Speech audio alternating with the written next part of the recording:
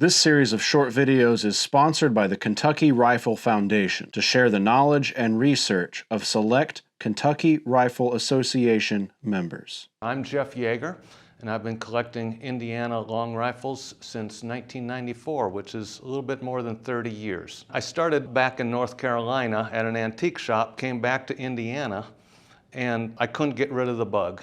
It bit me hard, and I've been studying, collecting ever since. What interested you first about American long rifles? The beauty of the architecture, the intrinsic design that they put into their guns. They did this all with hand tools. My father taught shop, and I knew the skill that it took to use hand tools. I knew the skill that it took to use power tools.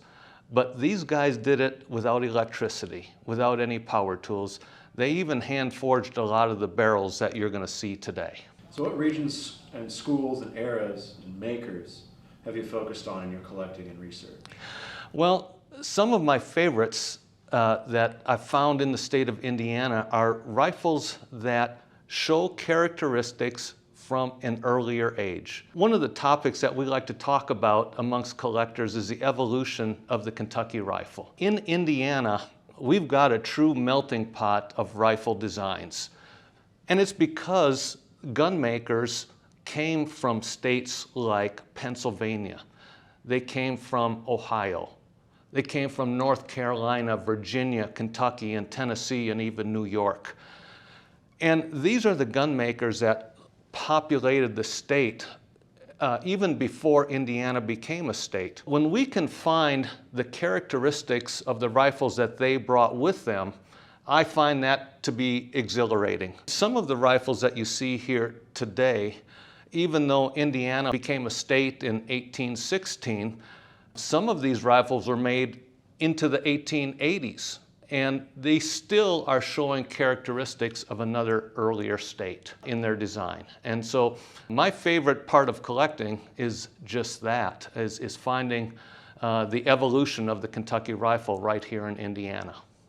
I brought several rifles that show characteristics from different states, and I'm going to start out here with a gun maker named Davis Gray. Davis Gray was born in Indiana. In fact, he probably never in his lifetime left Indiana, but his rifles show the training of a North Carolina gunsmith, specifically the Jamestown School. I'm going to point out a few of those characteristics on these rifles, but in North Carolina, they like to use silver brads in their design, like you see here. They used what I refer to as the cutaway bellflower here quite often in North Carolina. They used long barrel tangs. This particular rifle that's dated 1853 has 3 screws and goes all the way to the rifle comb. So it's characteristics like these that get me really excited. He wasn't born in North Carolina, but whoever taught him the trade likely was trained in North Carolina. One of his neighboring gunsmiths' name was Robert Polk, lived just down the road from Davis Gray, and it could be that Robert Polk, who migrated to Indiana from Guilford County, North Carolina, taught him the trade.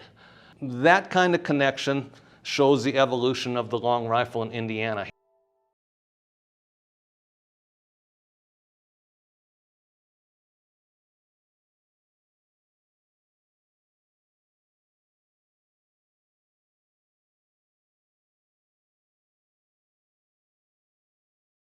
Indiana makers very often, but it's common in North Carolina rifles, and that's the long toe plate, and I call it the blocked toe plate.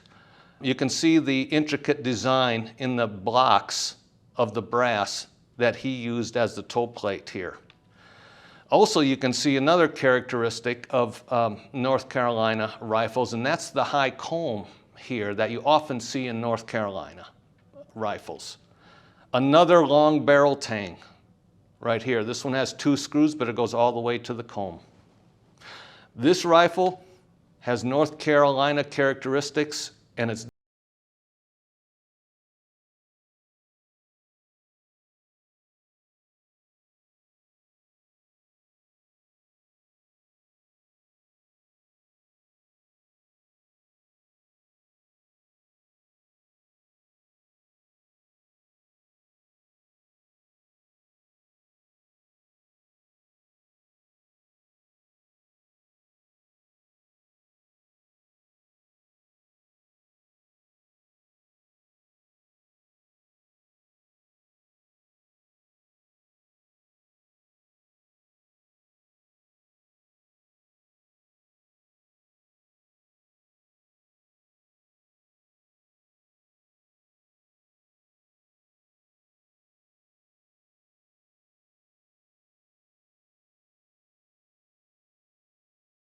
Jacob Palmer. And Palmer was born in Ohio. His father died early, and his mother took him back to Pennsylvania to live with the grandfather in Washington County, Pennsylvania. And it's there that Jacob Palmer learned the trade as a young child. He got married there in Pennsylvania, and he moved to Indiana, northeast Indiana. Jacob Palmer held the characteristics of the Golden Age rifle for a long time, even in Indiana, even past the 1850 mark. And if you see here, what I'm talking about when I say Golden Age, I'm talking about a highly engraved 4-piece patch box. I'm talking about incised carving on the forearm. I can show even better on this rifle the incised and relief carving on the buttstock. And then we've got the silver inlays that are also all engraved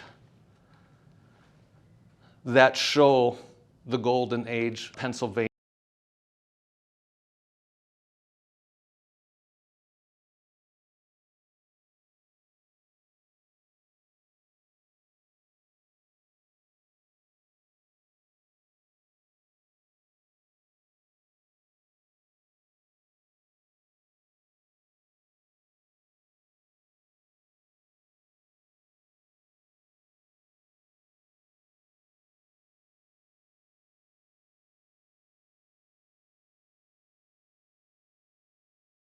Next, let's go to the Lundy family. Here we have 2 rifles by the Lundys. One was Hiram Lundy, and one was Stockton Lundy.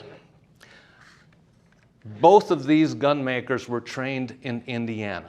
We know when they were born. We know when they came to Indiana. And they would have been of the right age to train and learn the trade here in Indiana.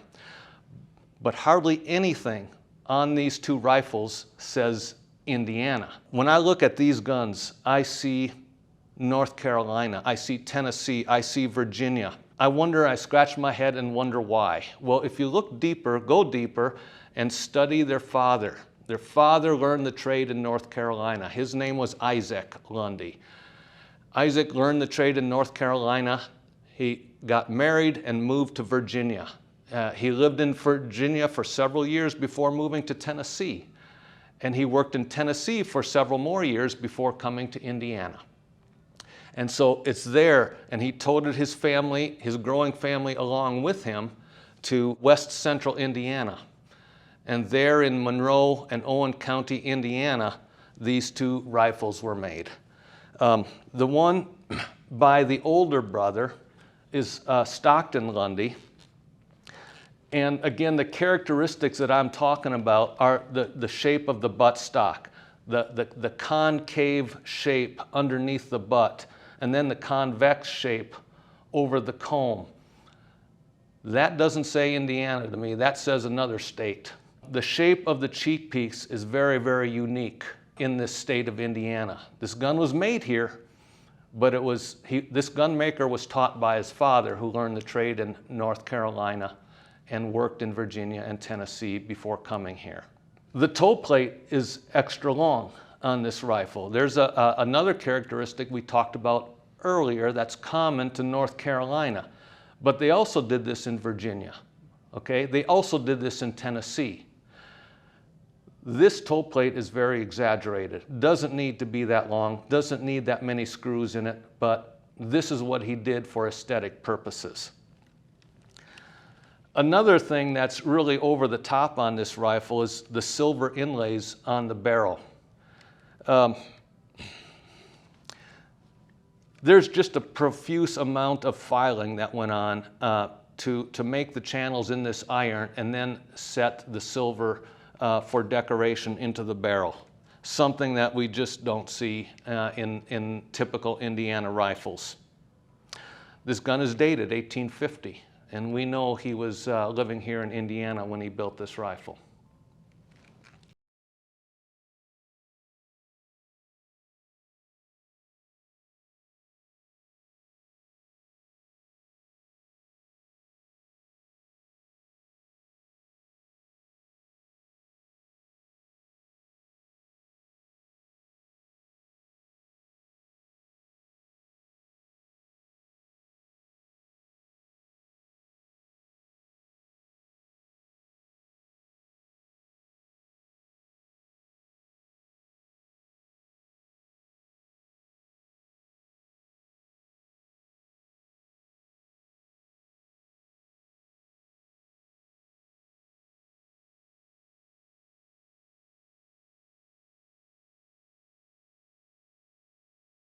rifle, probably made for squirrels. His younger brother built a buffalo gun. And this is a 50 caliber rifle, but he used the same architecture or similar architecture as what his older brother did. And it's probably because he was taught the same way by his father Isaac when building this gun. But there are characteristics of this rifle that are very unusual for the state, but they're not unusual for other states. Again, in North Carolina and Tennessee, you will see the double length ramrod thimbles fairly often in those states, but you don't see it much in Indiana. If you look at the long nose cap, the long iron nose cap here, over 2 inches long, it doesn't need to be 2 inches, but aesthetically, that's what they did in the South. And so we got a long nose cap made out of iron. Again, underneath we have the concave surface under the buttstock, and we have the convex over the comb of the rifle. We have a long barrel tang. Certainly it doesn't need to be 8 inches long. If you look at many Golden Age Pennsylvania rifles, they come back only about an inch, maybe an inch and a half with one screw. But aesthetically, they did it differently in the South, and that's what they did in Indiana too, because they learned from their father. Mechanically, you don't see a lock plate here, and it's probably Isaac that taught his sons how to make a box lock. And that's what we see on these two rifles here as well. Again, we see southern characteristics underneath the rifle. Here we got another toe plate that's 7 or 8 inches long. Doesn't need to be that long, but they did it for aesthetics. The toe itself is very extended. Doesn't need to be extended, that's just the way they built them in Tennessee. And so that's the way the son learned how to build his rifles. Hiram came from a very big family of gun makers that all worked in Indiana. He had several brothers, and he had a couple nephews that built guns in the state also.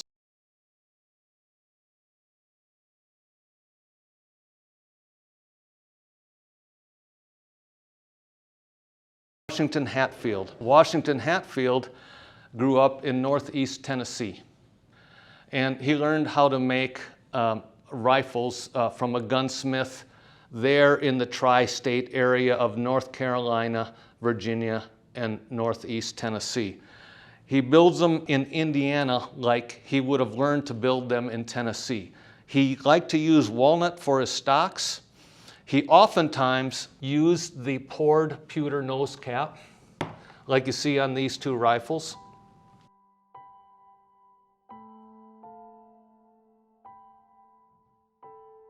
You can see, especially in this rifle, the extended toe, like we often see in the South. You can see the extended heel doesn't need to be this long.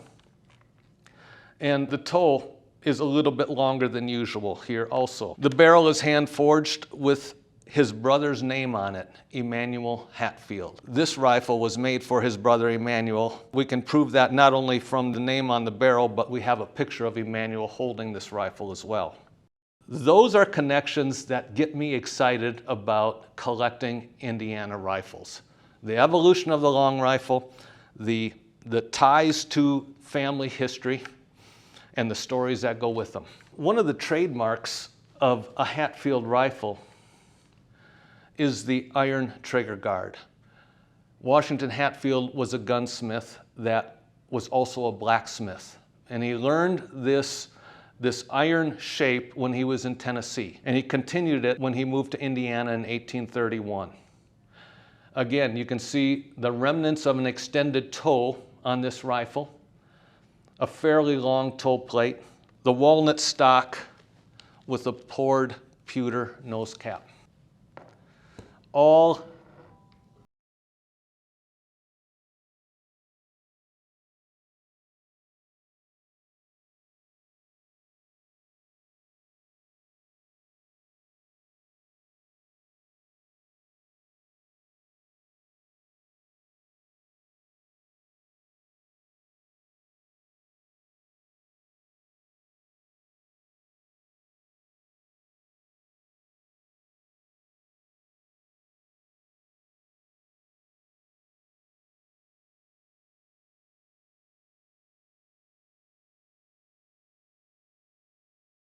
Next rifle that was made in Indiana was made by George Glaze. George Glaze was trained in Virginia by his father, who was also named George Glaze. One of the things that George brought with him when he set up shop just west of Indianapolis was the acorn inlay. And you can go back into many books that show pictures of Virginia rifles, and many of those rifles will have the acorn in maybe a finial or an acorn that stands alone as a silver inlay. There's George Glaze's connection to Virginia. One other thing, this wasn't often done in Indiana either, the incised carving on the forearm. George Glaze would have learned that from his father, who would have done that in Virginia as well. But the son brought it to Indiana, and he used it well into the 1840s and 1850s. This is a rifle by Indianapolis's first gun maker, John Smither.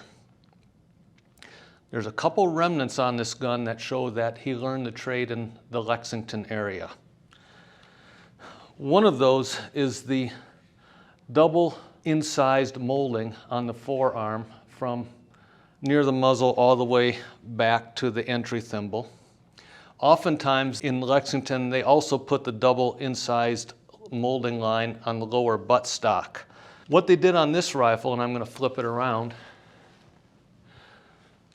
that's very common to the Lexington school, is the incised carving underneath the cheek piece. And you can see that there's a double line that terminates in a wavy, loopy line. And if you look at the Lexington rifles, they did it often there. And this tells me this rifle was made by a Lexington gunsmith. There's piercings in the washer bolt. Not something that was done in Indiana very often. In fact, the bulk of Indiana guns only used a round washer underneath this bolt, but here you have a side plate with piercings in them. One other sign that this gunsmith was trained in Lexington, Kentucky, and brought his characteristics with him to Indianapolis when he moved there in 1825. The last rifle I brought with me today is from a guy that was born in Virginia. His name is James Madison Zinc, also used the acorn in the finial of his patch box. Something you don't see on Indiana gun makers' rifles, but you see it here because James Madison Zinc learned his trade in Virginia and brought his training.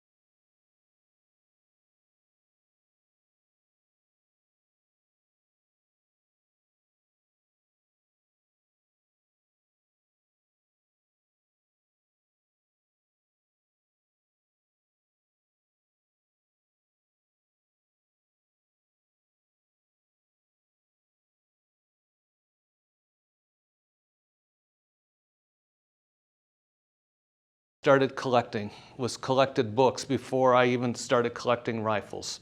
Some of the main books that I use and a CD that I use are laying here on the table. And the books range from subject matter of rifles that were made in Virginia by Jim Whisker, We have Donald Hutzler's Ohio Gunsmiths.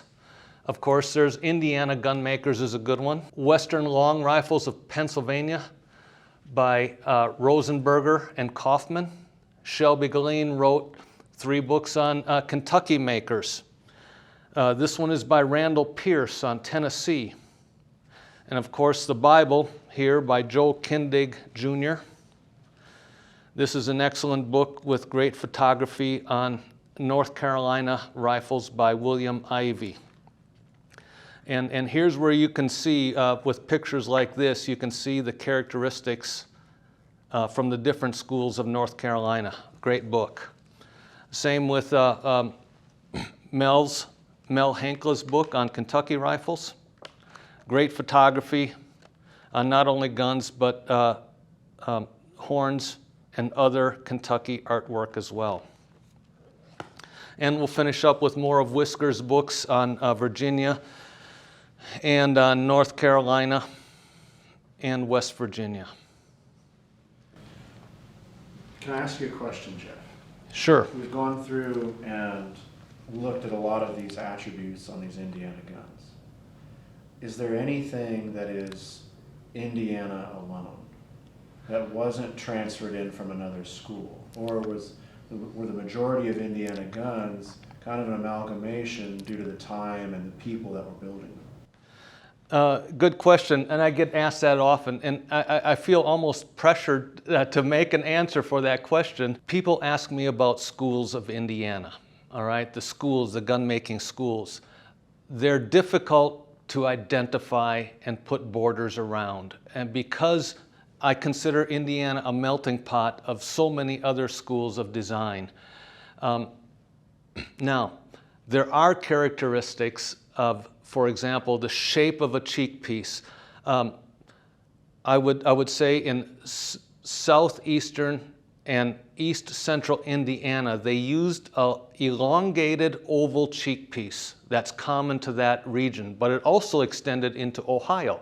So it doesn't belong just to Indiana, and therefore I hesitate to call it a school. And even within that school, I use that loosely, even within that school, there are many, many other cheek piece shapes that were being built. The answer is I hesitate to give a certain characteristic to Indiana.